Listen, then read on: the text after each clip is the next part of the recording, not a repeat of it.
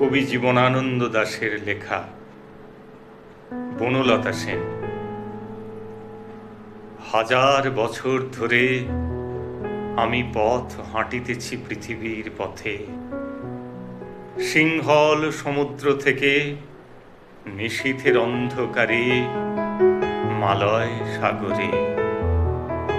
অনেক ঘুরেছি আমি বিম্বিসার অশোকের ধূসর জগতে, সেখানে ছিলাম আমি।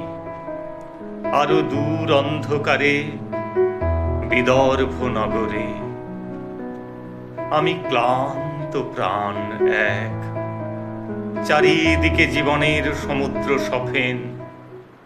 আমারে দুদণ্ড শান্তি দিয়েছিল নাটোরের বনলতা সেন।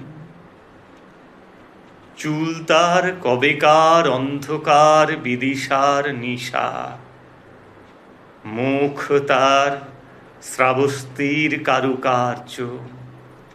অতি দূর সমুদ্রের পর হাল ভেঙে যে নাবিক হারায়েছে দিশা, সবুজ ঘাসের দেশ যখন সে চোখে দেখে দারুচিনি দ্বীপের ভিতর, তেমনি দেখেছি তারে অন্ধকারে। বলেছে সে, এতদিন কোথায় ছিলেন?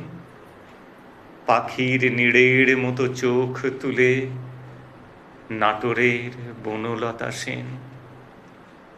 সমস্ত দিনের শেষে শিশিরের শব্দের মতন সন্ধ্যা আসে, ডানার রৌদ্রের গন্ধ মুছে ফেলে চিল। পৃথিবীর সব রং নিভে গেলে পাণ্ডুলিপি করে আয়োজন। তখন গল্পের তরে জোনাকির রঙে ঝিলমিল। সব পাখি ঘরে আসে, সব নদী ফুরায় জীবনের সব লেনদেন। থাকে শুধু অন্ধকার, মুখোমুখি বসিবার বনলতা সেন।